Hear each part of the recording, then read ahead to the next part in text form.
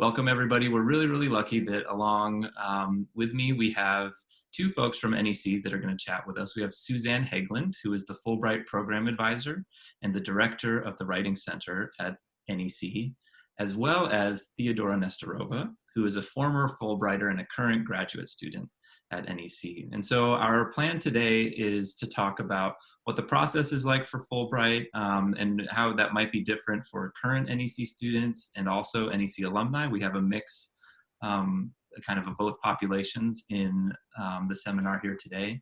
We're going to talk about how to write the statement of purpose for your grant, a personal statement, and then we're going to hear a little bit from Theodora at the end about what her experience was like actually doing her Fulbright. And like I said at the beginning, we would love for this to be interactive. So please post questions in the chat and we will address them the best that we can. So without further ado, I'm going to turn it over to Suzanne Hegland. Okay, thanks so much, Drew. And I'm so happy with the number of participants that we have. This is open to current students and to alums. And I'm going to cut right to the chase and I'm going to share my screen and we're going to be walking through a PowerPoint because everybody loves PowerPoints. 1 second, get rid of that and do that. So I am going to be moving along kind of quickly because there's a lot of information for us to cover, but as Drew said, please throw your questions up on the chat. And if we don't get to your questions at the end of this presentation, we will be sharing some information with you about how to contact us individually. So jumping right in, a little bit of background about the Fulbright program.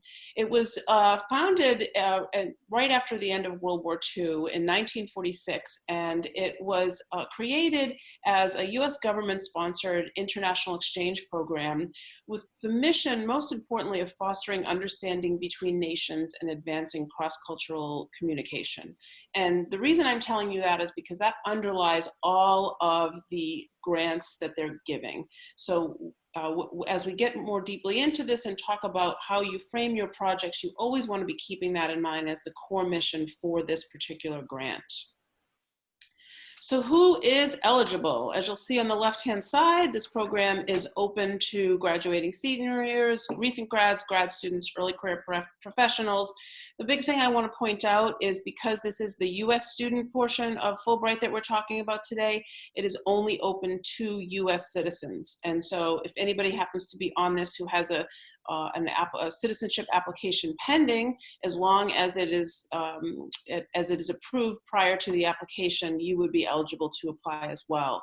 But beyond that, as far as your educational level, you must have completed your bachelor's degree by the start of the grant. And this sort of gives me an opportunity to remind you that the application timeline starts very early for Fulbright. So these grants that we're talking about right now would not begin until summer or fall of 2021. So I know we're only in April. We're not talking about fall 2020. We're talking about fall 2021. So you must have completed a bachelor's by then, and you must not have, on the other end, completed a doctorate degree by the time you start your application.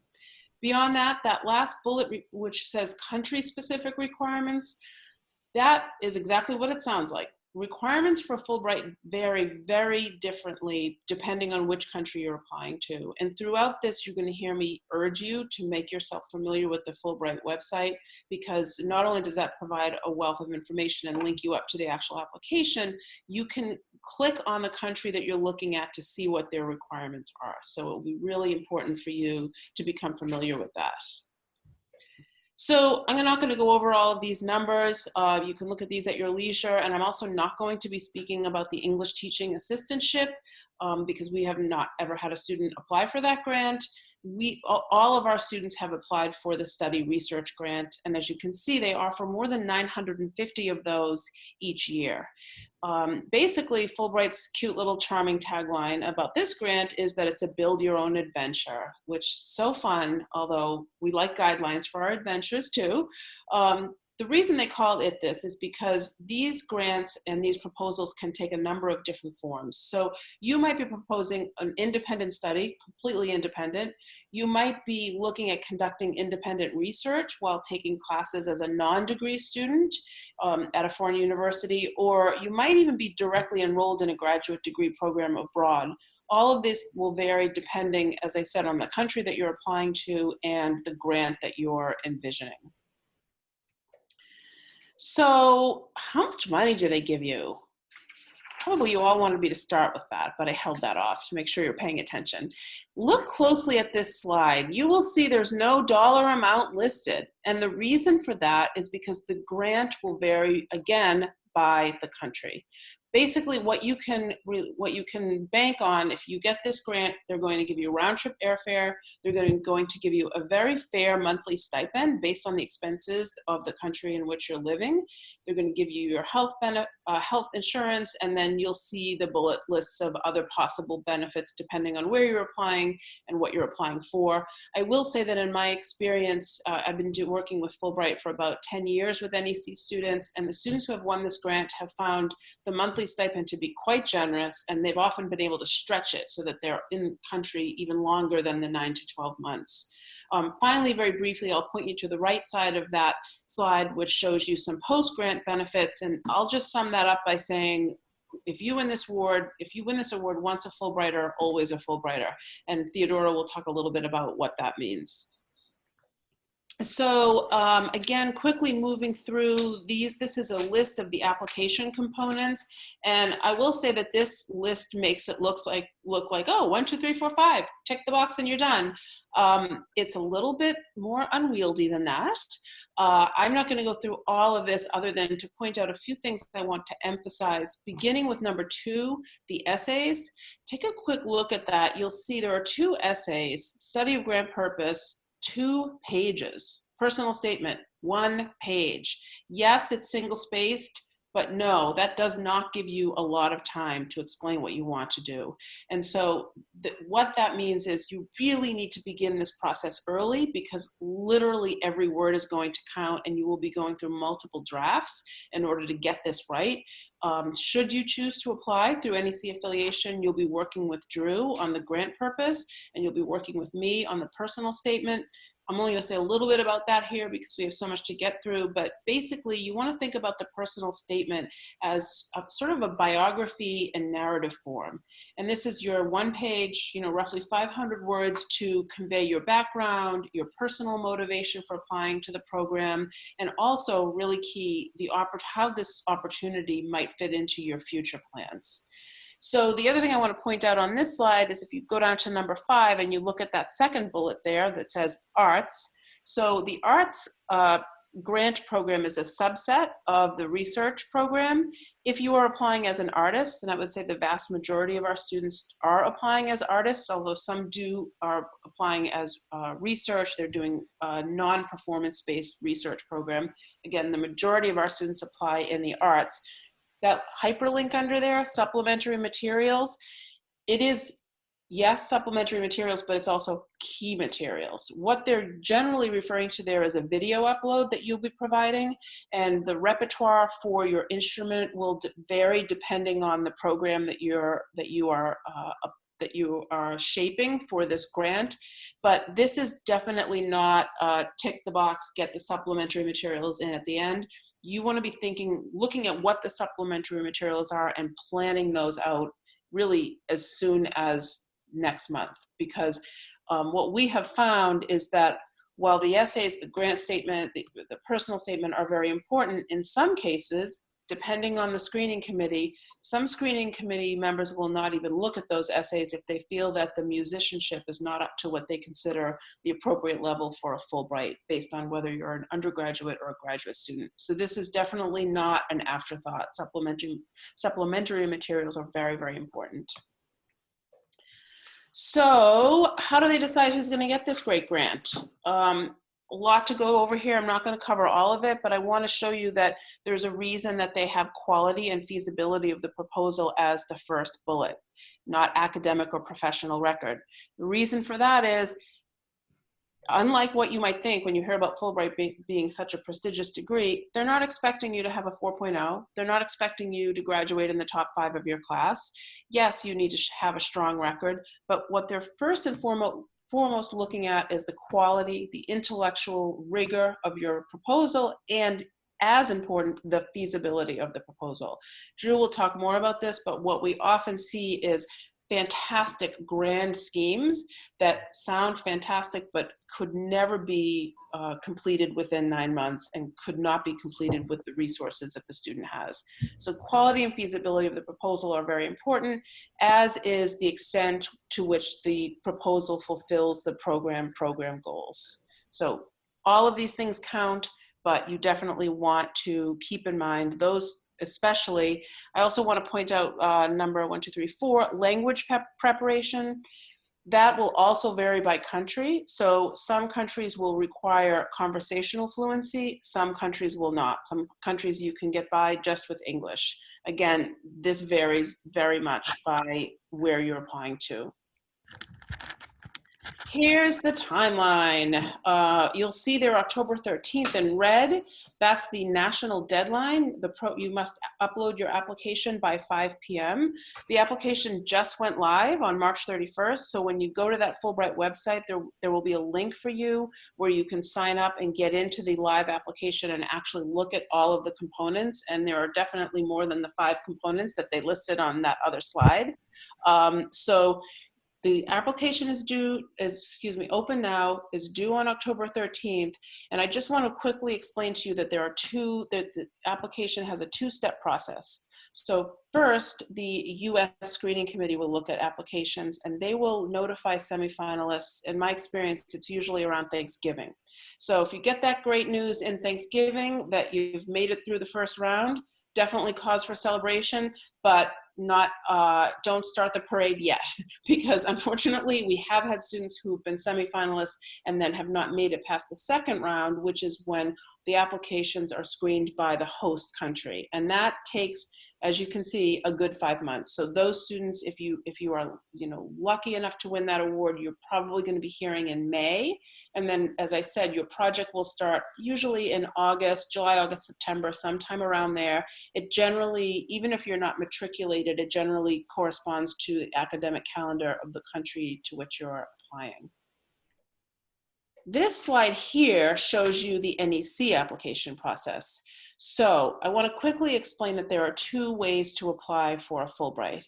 You can apply with NEC affiliation, and that is open to any current NEC students and any alums who have graduated within the prior 2 years. So if there are any alums who are on this webinar right now and you're more than 2 years out, we are happy to help you. I will help you in the Writing Center with the personal statement. Drew will talk more about how he can help you in EM with the grant statement, but you are not eligible to apply with NEC affiliation. You would be applying as what is called an at-large candidate. And I want to really, really emphasize to you that applying at-large does not in any way hinder your application. Fulbright does not discriminate against people who are not affiliated with a college or a university. So there's absolutely no reason to think you have less of a shot of getting this if you're outside of that window of alums that we work with.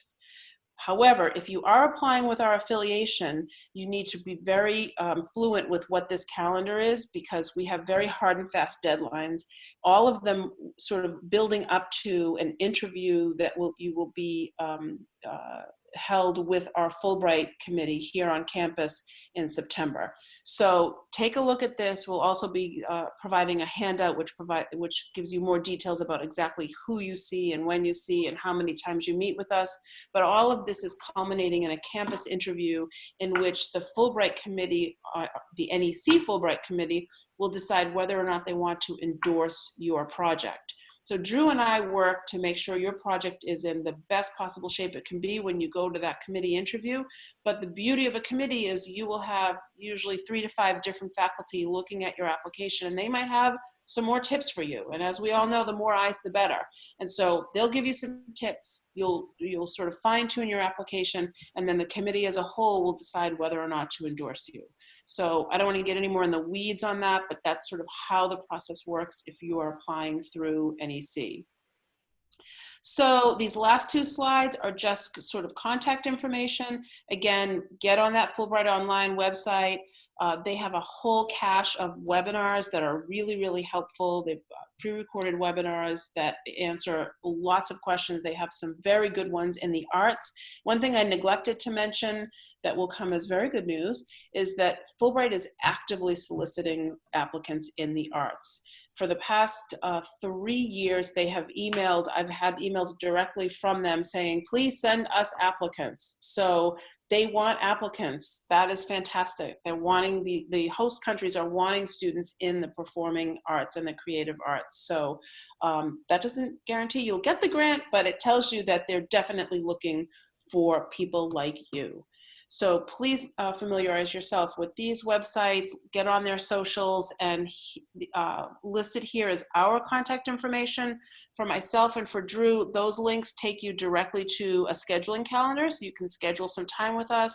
Below you'll see Theodora's information, her NEC email, and her blog that she'll be telling you a little bit more about. So if we don't get to questions that are posed in the chat, you can absolutely contact us and we can have a one-on-one conversation with you. So sorry for the speed. We've got a lot to cover in a short amount of time, and I know I whipped through that, but I'm going to kick it back to Drew, and he can talk to you more about the grant statement. Great. Thank you, Suzanne.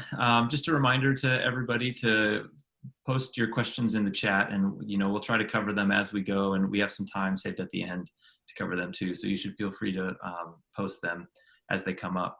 So I'm going to be talking a little bit about the statement of grant purpose, what that means for how you talk about the work that you want to do, how you describe the project that you're hoping to undertake and win some funding for, as well as the work sample. So I'm going to do a little share screen here, and we're going to go check out the Fulbright website, which some of you may have looked at already, but I want to show you specifically a few of these components because I think it's really important to maybe have this in mind first. So I think many people, when they're approaching any grant really, but a Fulbright as well, can sometimes see the grant application as a means to an end, and sometimes feel like that means gets in the way.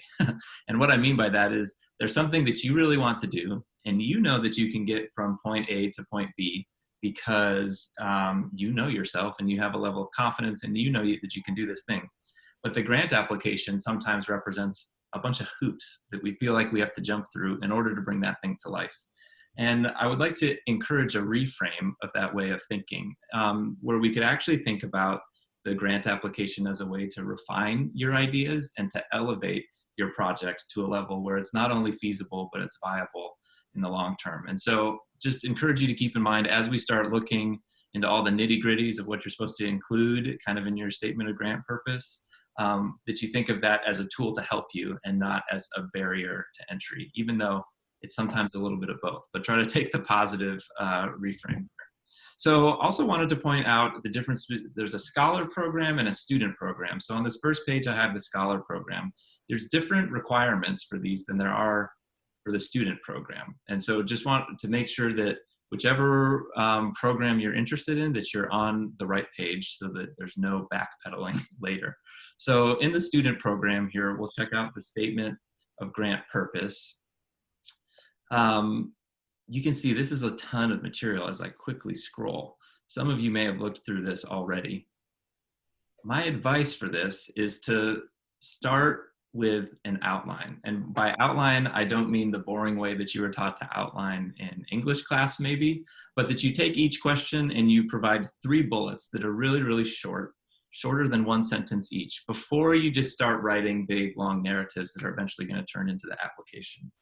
And the reason for that is because when you're writing a project description, you're writing for clarity, and you're writing for people who don't know you and they don't know your work at all. And so it's really, really important that you have a perspective where you can zoom out and think big picture and start to think like a panelist would think. So you have to wear 2 hats, I think. There's one that's you have the work that you want to do, and you need to articulate that in a way that is meaningful and authentic to yourself. But at the same time, also being able to have the perspective of a panelist who is going to look at these, at your responses to these questions critically. And so as you write out these bullets, For example, design a feasible project. You must demonstrate that your project is viable, including its content and time frame. Address the following points. How will the culture and politics of the host country impact the work? You should have a nice, concise answer to that in a couple bullet points that you feel is compelling, so that if you were to play devil's advocate with yourself, you would feel really, really proud of the answer that you have there, as opposed to like, well, I just have to say something because they're asking for it on the application. So I think, am I getting some questions in chat? I think we are, which is great. Okay, cool. I'm answering these as they come up, Drew. I love that. Thanks, Suzanne. Yep. Cool. So this is a ton of information, and it's just important, I think, to start digesting all of it right now. And don't worry too much about like, how am I going to answer all this stuff in 2 pages? Because that process is going to come as you go. And so I think, you know, whatever your process is like, if you're going to print this stuff out and you're going to get a great cup of coffee and you're going to outline it, or maybe you're going to get sticky notes and put it up on the wall, I don't know. There's a way to make this fun and creative for yourself. And I would encourage you to start doing that. I also want to show you quickly this resource that's called the EM Guidebook.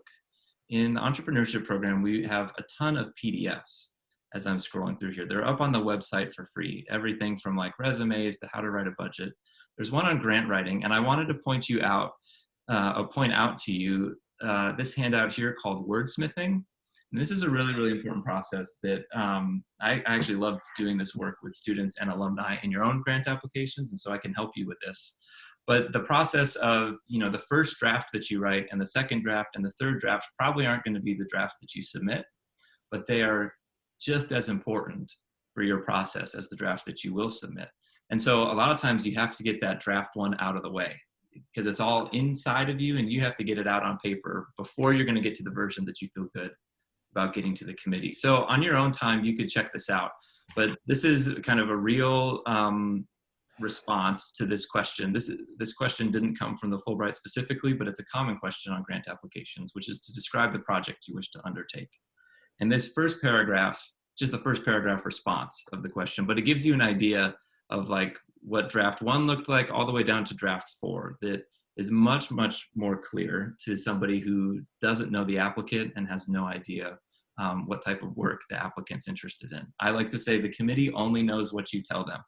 And so if you only tell them 20% of what it is, but you know the rest in your head, they're going to think that 100% of your project is that 20%, which isn't something that you want them thinking.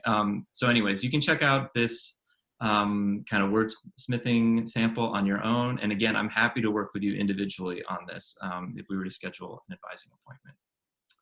The last thing that I wanted to point out and talk about is the work sample. So these are different depending, as you can see on the screen, depending on what area of study you're in, and they're even instrument specific. So I'm choosing percussion because I'm a drummer and I'm a little biased, sorry. But each one has kind of its own requirements, not only of the repertoire, but you also see like this nitty gritty about what type of file formats are allowed. And like, it can't go over 1 gig. This is all so important because if you don't follow that, it's the easiest way for a committee to narrow down their applicant pool. So don't be in the pool that like forgot some of these instructions. You really, really want to pay attention to the micro here. The other thing that I want to say about work samples is most of these say unedited videos, and unedited doesn't mean not amazing quality. So unedited doesn't mean your live performance at your recital where it starts with 2 minutes of an empty stage and then we watch you come out and adjust your music stand and tune and we hear people clap and like you don't actually start playing music until 3 minutes into the video. That's not what they mean by unedited. Like you should show the committee your best work right away. So what they mean by unedited is like don't splice together 100 takes to create your best performance of 1 rep. You know, it should be a single shot performance, but trim it. You know, you can edit it so that they see what you want them to see. And so important to start with your best work. I think committees see a lot, Fulbright committees do, and I see it in the work we do with the EM grants. Folks will just kind of slap up their last recording and not really think about what a committee member's experience is going to be watching that. And just to remember in the back of your mind, these committees are reviewing hundreds, if not thousands of applications. And so you want to make their job as easy as possible. And so just to remember to put yourself in their shoes, and what would your experience be like? You know, if you had to review all of these, what type of experience would you want watching this work sample? And to start with your best work. We're not going to get into kind of all the nitty-gritty about like how to light and the best audio, like mics to use and for your room, like what the acoustics are. There's a lot of information online about that. And if you want, on a case-by-case basis, like I'd be happy to talk with you about that on an individual level too. Drew, can I just jump in and add one thing here? Please. So the NEC Fulbright Committee is going to be watching this video as well. And I have sat in on those Fulbright Committee meetings where, and full disclosure, I'm not a musician, I'm a writer. So Drew will absolutely be watching your video and talking to you about the quality of your video, but I have sat in on those NEC Fulbright Committee meetings where the faculty, the first thing they do is watch the video and they just go, what? Wait, what? That's flat, or that's this, or that's terrible. So the screening committee who's going to listen to watch your video is made up of musicians. That's the first hurdle. So it is not academics there. If you're applying in woodwind, there are woodwind professionals and musicians who are watching you, listening to you. So just to sort of add to Drew's words of caution about the quality that you want to be in that video. Yes, absolutely, absolutely. And I think for, you know, many, if not all of you, you know, you can trust your instincts on that.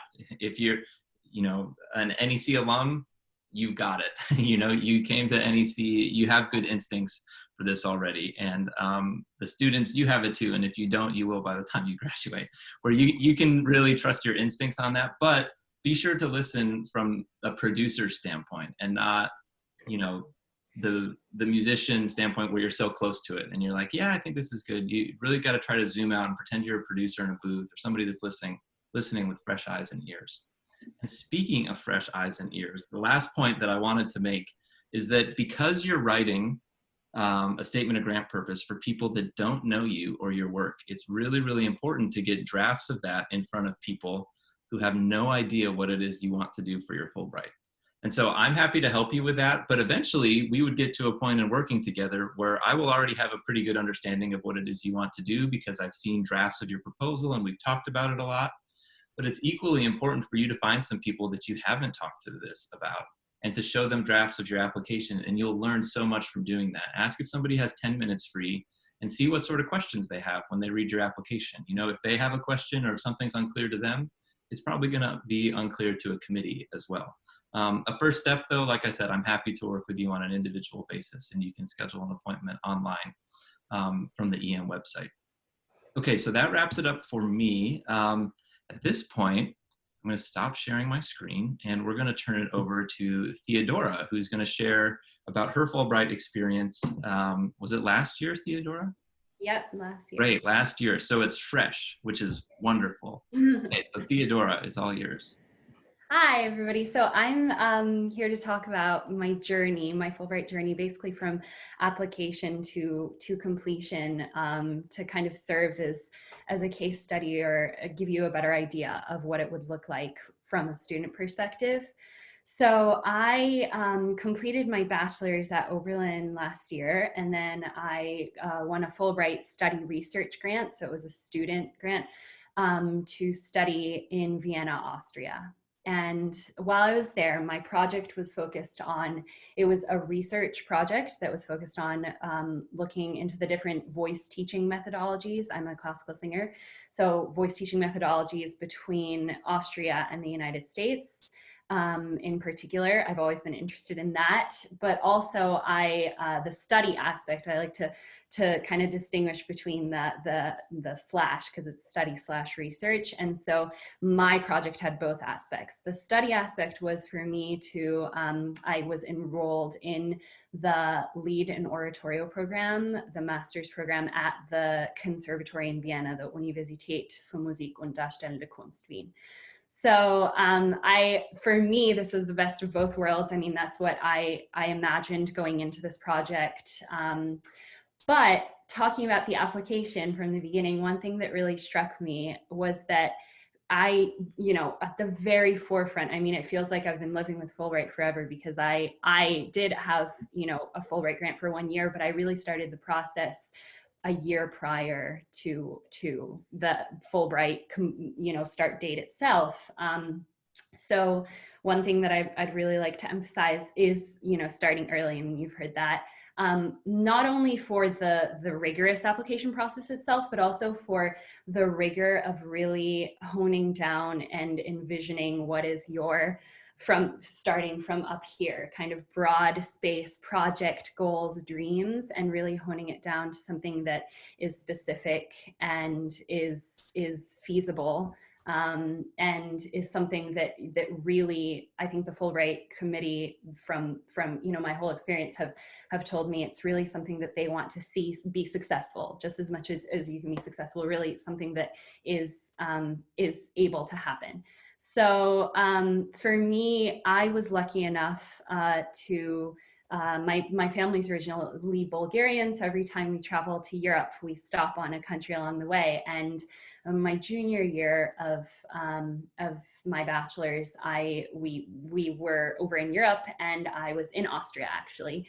And while I was there, I wanted to take advantage of a research idea that had popped into my head. And so I actually, while I was there, I met my advisor, my affiliate, who that's a very also important part of your application, is to have a mentor, have somebody in the country that you are applying to that will be a part of your project.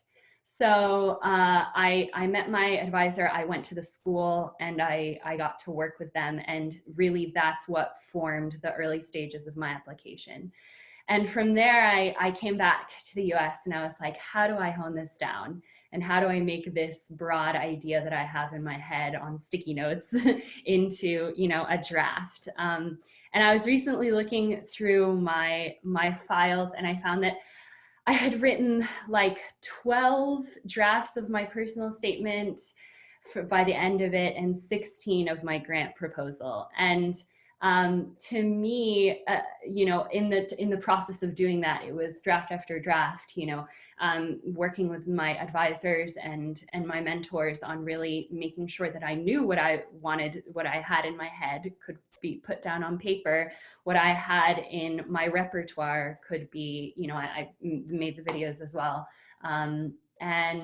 And I wish, I guess, at the end of the process, something that I wish is that during my application process, I wasn't so focused on, gosh, this is so multifaceted and step by step and arduous. I wish that I had seen how it actually served me, that going through the application process served me by the end of it to really have a very cogent project. And it helps in a way that you don't realize when you're in it. So I made the videos, and then I got invited for the semifinal round, and it goes through many steps. So it's first the country, the US looks at your application, the US Commission, and then the country to which you're applying to. And that whole process takes like a year and a half. And I had an in-person interview and audition in New York, and then all of my application materials went to Austria. And so something about that's specific for arts applicants, which makes, I think, our process, again, just even more multifaceted and rigorous, but rewarding, is the fact that when you're applying, if you are applying to be affiliated with an institution, which you don't have to be, but if you are, you also have to go through the process of that institution. So I had to go through the process of getting accepted to the conservatory in Vienna. And that varies by country. Something that also varies by country is that Suzanne talked about is language proficiency. Varies by country, also varies by institution. So you really have to have a very specific idea and knowledge when you're applying as to what all of these requirements are. And it can seem so, I don't know, so unrelentingly large, but I like making lists, but making lists for me, making multiple drafts and having, the application be something that you prepare from advance helps kind of relieve some of that stress. So I never thought, what I want to share with you now for kind of my closing remarks is, I never thought that going into my Fulbright, I would come out at the end of it as I am now at NEC with so much artistic, academic, and personal development, linguistic as well. I'm going to show you my blog, which I kept while I was there, to a final blog post that I actually wrote completely in German. So to me, the Fulbright has changed my life, as cliche as it sounds, and it still continues to change my life. As a Fulbrighter, you are connected forever to a network, whether that includes, the contacts that you make in the country in which you go to, but also just the Fulbright network. One of my favorite things last year was just to be in this cohort of, such growing and vastly different minds in their different fields. And we would have conferences, and I love that. Part of what I love is creating interdisciplinary projects. So I connected with visual artists, and I connected with scientists, and the research part of my project was also looking at vocal acoustics. And so I was able to work with, not only my advisors in the host country, but also with students who are also on the Fulbright in Austria, or students in Europe. And that is indispensable. And I'll always be grateful for that. So I think the benefits are definitely clear. And if you can kind of see that when you're starting the application process, it helps form your idea for what you want to do, but also like the light at the end of the tunnel, the goal, if that is something that you want in your future career, that's something that you will get as a Fulbrighter. So I'm going to share my screen to show you some of where I started. This is my blog, and I would have blog posts while I was there. Fun fact, in Austria, the Philharmonic in the 80s or 90s decided to have be not 440 but 443 hertz. So my whole kind of idea was that everything is like up 3 hertz in Austria, which is very true for me. I mean, being in a just immersed in this culture, this musical tradition and history was valuable in and of itself, not to speak about getting to work in it.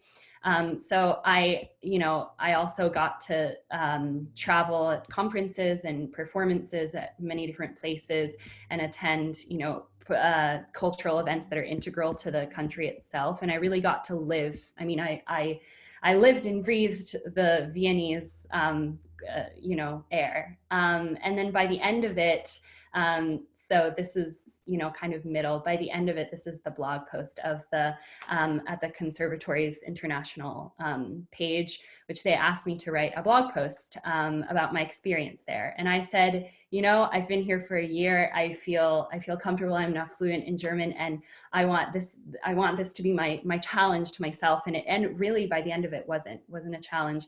I got to write this all in German and explain all aspects of my project from beginning to end. So yeah, that's pretty much it for me. Let me stop sharing. Great. Thanks, Theodora. I actually have one question for you before we jump into some questions for folks. Is there anything you wish that you had done differently during the application process? Yes, I wish that I kind of spoke to this a little bit, but I wish that I had seen past the arduousness, the multi-step process, not seen past it, but really taken a step back and seen how that served me by the end by the end of my project, because my project itself wouldn't have been what it is and what it ended up being without going through each of those steps, without really taking the time with the application. And even the small, they have comment boxes. I mean, apart from the large writing materials, also the small comment boxes, really scrutinizing each detail. I wish that I had more faith with that, with the process itself and how it currently serves me. I mean, I say I actually like the challenge of grant writing now, or writing for, things like that. It's like, it's a puzzle to me, and it's exciting to have your idea come to fruition through the process itself. That's great. Thank you, Theodora. Okay, everybody. So we are at the end of the part that the three of us wanted to present to all of you. And, we're happy to hang around here for a few more minutes if you all have some questions. I think I have permanently muted all of you. So for your questions, you'd have to put them into the chat for right now, but we're happy to address some of those. So feel free to put those in. If you would prefer to chat one-on-one, we're going to send a follow-up email to all of you, and we'll include a link to the recording of this video once it's posted, and we'll include some of the kind of presentations and PDF resources that we talked about here as well, so that you can review those on your own, and also the links for you to schedule an appointment with myself or with Suzanne. We would be happy to chat with you all one-on-one. We could do a Zoom call, so it's a video conference, or maybe you already have a drafted version that you want to show one of us of a personal statement or a project description. You could send that over, and we'd be happy to work on that with you. Suzanne, do you have anything else you would like to share? Is there anything that I'm forgetting? Are you muted too? Okay, I'm going to unmute you. Okay, I think I'm unmuted. Can you hear me? Yes. Great. Thanks, Drew. No, I think that you covered everything. I just want to encourage people. You can also please look at the chat screen, because we did field a few questions, and if you haven't already seen those, they might be relevant to you as well. One I just want to speak a little bit more about is somebody asked, so if there's no downside to applying from Fulbright's point of view as an at-large versus an affiliate, what is the benefit to applying as an NEC affiliate?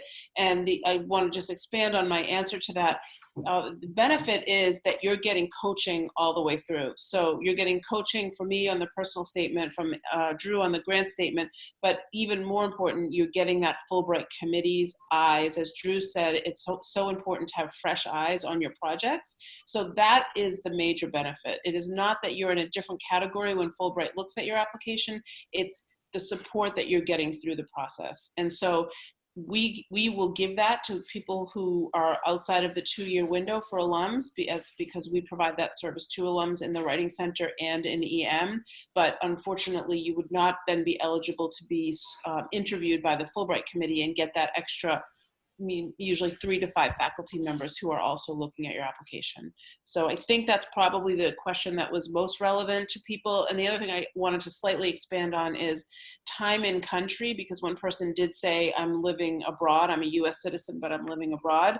So again, this is covered on the Fulbright website, but if you have spent a significant amount of time, let's say you're applying to Austria like Theodora did, and you've lived in Austria for a year or 2, you would then be ineligible. And they don't have a hard and fast. They don't say 3 months, 6 months, but they say if you have already a significant amount of time in country, they don't then consider it an opportunity for you, because they think you've already had that experience. However, they do very specifically say if you've done study abroad through a university program for a semester or even a full year, they don't consider that as making you ineligible for the program. So that's something to keep in mind, how much time you've spent in that country. And then finally, the other thing I just want to emphasize is this idea of language and how much language fluency you need to have. I have seen students who are applying to countries where they want you to have what they call intermediate fluency, and they do ask you to have a language evaluation as a part of your application. But one of the nice things about having this application process start so early is that, let's say you have 1 or 2 years of French, maybe you have high school French and you're applying to France and they want you to have intermediate level language acquisition. you have really a full year to get up to speed on that. And so we often see people put in the application, I realize I need to get my French at a higher level prior to studying. Here's what I'm doing. And they'll very specifically list, I have hired a tutor. I am taking courses. If you're at NEC, they might say, I'm taking courses at Northeastern in intermediate French, above and beyond what we're offering here at the conservatory. So don't necessarily think of that as an obstacle if you haven't quite reached the language criteria that they're asking. Great, thank you, Suzanne. Mm-hmm. Well, thanks to everybody for joining us today. If you have any additional questions, feel free to get in touch with us with the contact information that we'll provide in the follow-up email. But otherwise, good to be with you all in this virtual kind of way here, and stay healthy and stay safe.